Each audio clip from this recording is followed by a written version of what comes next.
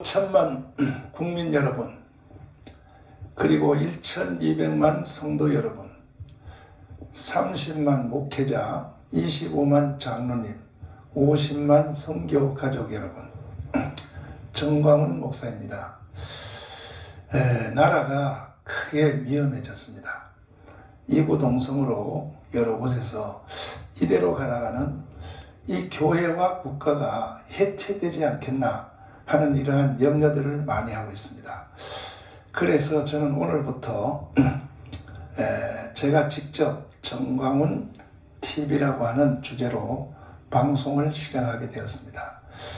저는 원래 어릴 때 이 목회자로 부름을 받아서 목회 잘하고 그리고 부흥회 잘하고 선교 잘하면 하나님과 사람 앞에 제 할 일을 다 하는 줄 알고 그야말로 열심히 살았습니다. 주로 저는 4가지 일을 중심해서 사역을 해왔는데, 첫째는 목사가 당연히 해야 될 목회하는 일입니다.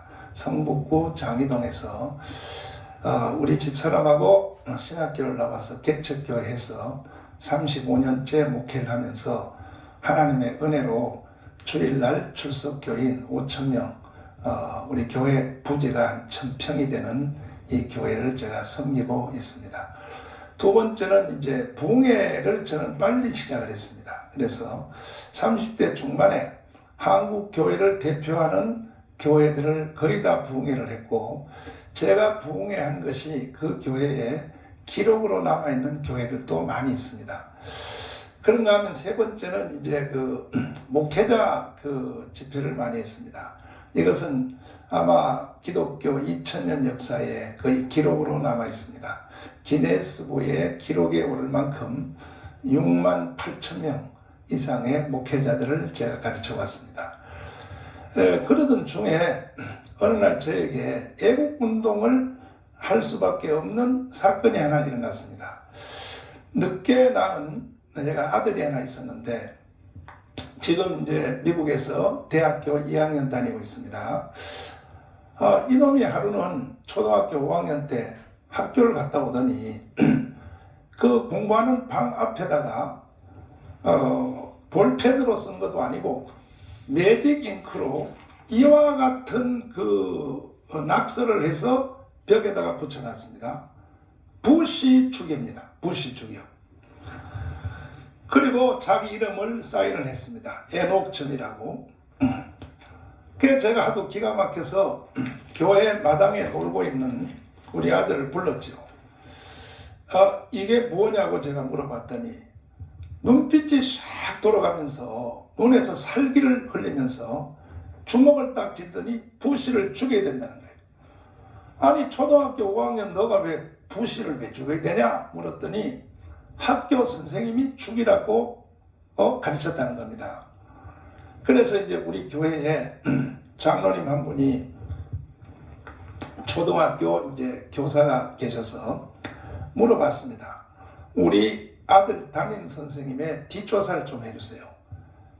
공부 가르쳐달라고 학교에 보냈더니 어떻게 애가 집에 와서 부시를 죽인다고 저렇게 칼을 들고 그 다음날은 조선일보에 부시 사진을 벽에다 붙여놓고 눈을 콱콱 찌르는 이런 일이 일어나느냐. 그랬더니 목사님 그거 조사할 필요가 없습니다.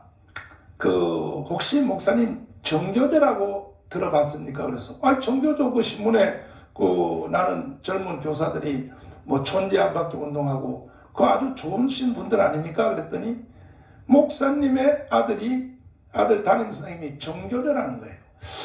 그래서 이제 제가 정교조가 뭐하는 단체인가 해서 교보문고에 가서 정교조에 관한 책들을 샀습니다. 그 정교조 없는 맑은 세상, 이계선 교장 선생님이 쓰신 거, 이 등등의 몇 가지 책을 사서 읽어보니까 제가 갑자기 현기증을 느꼈습니다.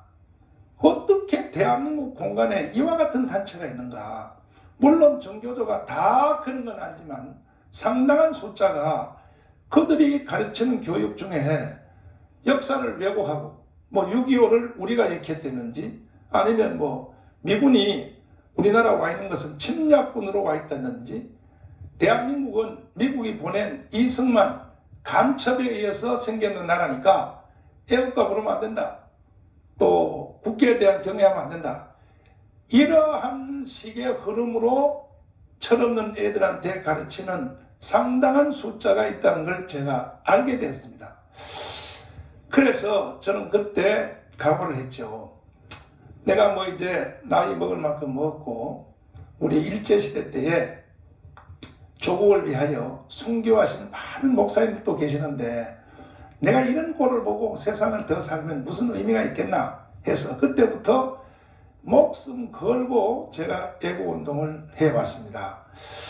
강연도 하고 또 한국의 지도자들을 불러서 이제 세미나도 하고 그리고 또 아스팔트에서 연설도 하고 뿐 아니라 또 책도 만들고 이런 운동을 쭉 지금까지 이제 하면서 살아왔습니다.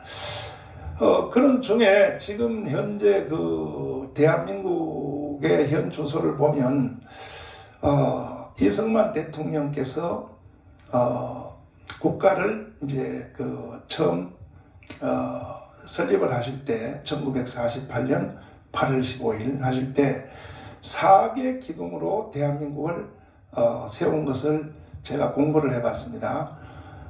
우리가 보통 국가의 최고의 권위를 헌법이라고 말하고 있지만 헌법 위에 새로운 권위가 하나 있다고 생각합니다. 그것은 어느 국가든지 국가를 세운 국가 설립 정신, 국가 설립 이념은 헌법 위에 있는 정신이라고 생각이 됩니다.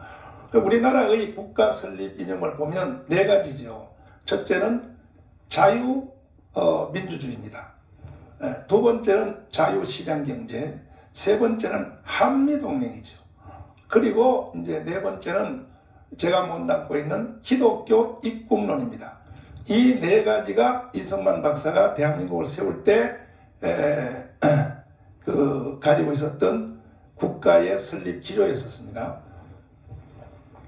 그런데 그때 이승만 대통령이 4개 기둥으로 대한민국을 세울 때 강렬하게 반대했던 그 단체가 있었습니다. 박헌영의 남로당이었습니다.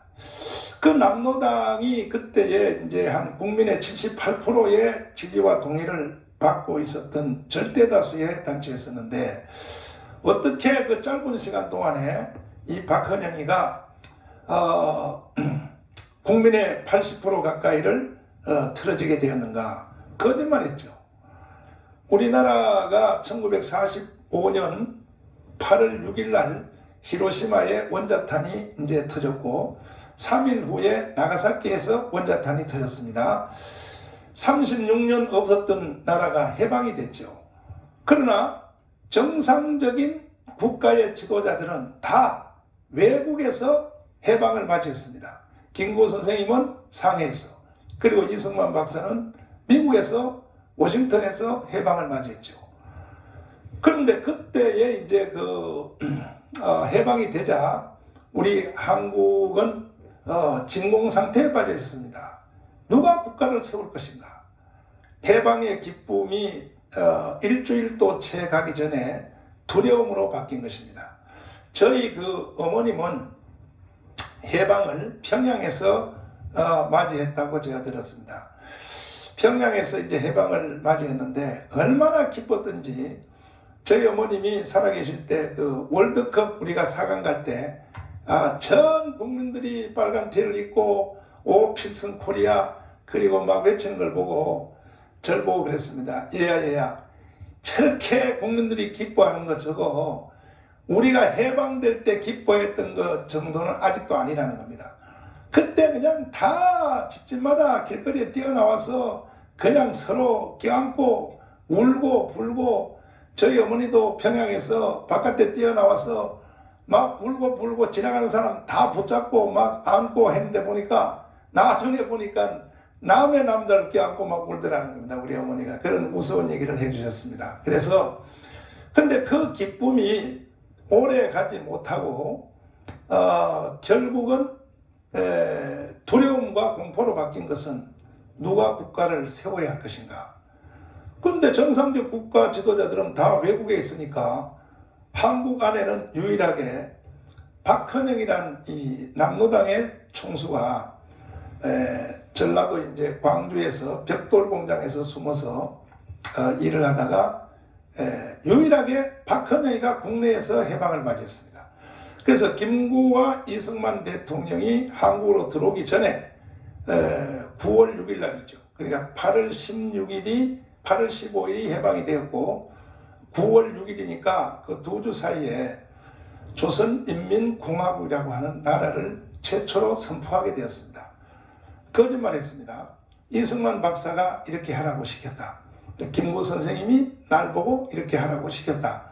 그래서 전국 면 단위별로 대자보를 붙이기를 대통령 이승만, 주석 김구 이와 같은 주제로 박헌영이가 선동을 하자 국민들이 이승만 박사와 김구 선생이 시켜서 하는 줄 알고 그래서 거기에 가입한 사람들이 총 전 국민의 78%가 가입을 했던 것입니다. 그러나 나중에 이승만 박사가 이제 딱 들어오자마자 박헌영이가 이승만 대통령을 유인을 해서 조선인민공화국의 대통령을 하라고 제의를 하자 이승만 대통령이 넘어갈 리가 없죠. 쓸데없는 소리 하지 말고 내가 내일부터 시작하는 지금 현재 조선 호텔 자리죠. 거기서 건국 촉성 중앙대에 참여하라 하니까 그때부터 박헌영이가 이승만을 타격하기 위하여 치열한 싸움이 시작이 된 것입니다. 그래서 이제 그 이승만 대통령이 건국할 때 밑에서 도왔던 오제도 검사님이 이승만 대통령한테 이제 울지 마십시오. 이 국가를 세우는데 저한테 한번 맡겨달라고 이제 부탁을 했더니 그러면 어떻게 나라를 세우겠는가? 해방이 됐다고 왔더니 국민들이 80%가 박헌영한테 빠져가지고 조선인민공화국에 가입을 했는데 이거 어떻게 나라를 세울 수 있냐? 그래서 이제 오제도 검사님이 제안하기를 뱀을 잡을 때는 그 꼬리를 자르면 안 되고 처음부터 머리를 쳐야 됩니다. 그게 무슨 말인가 했더니 박헌영 저놈을 처단해야 됩니다. 그 박헌영을 어떻게 처단하나? 전 국민 80%가 박헌영한테 빠져서 국민들이 이렇게 오해하고 있는데 제가 한번 해보겠습니다 하고 오제도 검사가 박헌영을 미행하다가 정판사라고 요즘 말하면 조폐공사죠. 을지로 이가에 있는 돈 찍는 그 기계를 조폐공사 정판사를 이제 박헌영이가 먼저 선정을 해서 거기서 가짜 돈을 찍어가지고 종로바닥에 뿌리면서 조선인민공화국에 가입하라고 하니까 국민들이 그 완전히 오해해서 그래서 이제 가입하는 걸 보고 오제도가 그걸 근거하여 박헌영을 체포하기 위해서 미국의 헌병사령관 배우두 대령한테 통보를 했습니다. 박헌영을 체포해야겠다고. 그러니까 박헌영이가 얼마나 머리가 비상한지 이 박헌영이가 벌써 그 간첩, 여자 간첩을 배우두 대령의 비서로 갖다 꽂아놔가지고 그 비서가 박헌영한테 일렀죠. 내일 체포한다 미국이. 그래서 박헌영이가 미아리 고개를 넘어서 변장하고 수염을 달고 경기도 포천에 와서 그 지역 빨갱이들을 모아서 죽음은 타는 그 상여 속에 들어가서 상여를 타고 북한으로 도망가게 되었습니다. 그 후에 이제 이승만 대통령은 박헌영을 북한으로 쫓아버리고 세 가지의 기조를 이제 국가를 향하여 연설을 했는데 첫째는 전 국민들이요 절대로 공산주의는 안 됩니다. 여러분들은 공산주의가 뭔지를 잘 모르고 있습니다. 그때 우리나라 국민들은 공산주의를 잘 몰랐어요. 일제 말기 때. 그 나중에 그 원인은 제가 한번 설명해 드리겠습니다. 절대로 공산주의를 하면 안 됩니다. 나는 미국에서 이것만 공부하다 온 사람입니다. 둘째로 그래도 공산주의가 좋아하는 사람은 한국에서는 하면 안 됩니다. 여러분들이 좋아하는 북한이 있으니까 북한으로 가세요. 그래서 이승만 대통령은 그때의 공산주의를 좋아하는 국민들을 개성까지 열차로 다 실어다 줬습니다. 그래서 그때 간 사람들이 약 한 9만 명 가까이 북한으로 넘어가게 되었고, 그 중에 서울대학 교수들의 절반이 북한으로 이제 넘어가게 되었죠. 그 후에 세 번째는, 자, 전향하라 그랬는데도 전향 안 하고, 북한으로 보내준다 그랬는데도 안 가고, 한국에서 계속 지하운동을 하고, 공산주의 운동하는 사람에 대해서는 이승만 대통령이 단호하게 처단을 하게 됐습니다.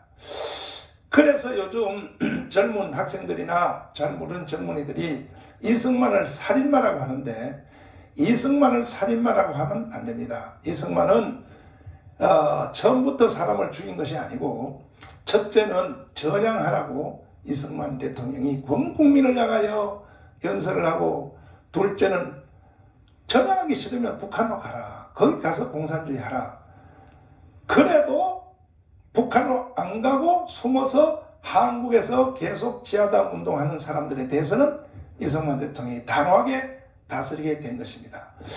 그때 이승만 대통령이 세운 4개 기조, 자유민주주의, 시장경제, 한미동맹, 기독교 입국론으로 우리는 70년을 살아왔는데 세계 경제 10위권의 대국이 되었던 것입니다. 이와 같은 이 대한민국에 사는 오늘날 국민들 중에 다시 옛날에 그 이승만 대통령을 타격했던 남로당의 찌꺼기들하고 북한에서 내려온 그 또 주체 사상의 찌꺼기가 붙어서 지금 현재 청와대를 점령하고 있습니다. 그들이 지금 국가를 해체해서 북한에다 갖다 바치려고 하는 시도를 하는 이러한 의심을 저희들은 버릴 수가 없습니다. 그래서 저는 이제 그동안 전국을 다니며 많은 강연과 세미나 포럼을 했고, 또 설교도 했고, 또 길거리에서 운동도 많이 했습니다. 그러나 시간이 없기 때문에 이제 오늘부터 제가 이 정가운 TV라고 하는 이러한 새로운 방송을 통하여 대한민국을 여러분과 함께 바로 세워나갈 수 있도록 최선을 다해보자 합니다. 여러분 들어주셔서 감사드립니다. 안녕히 계십시오.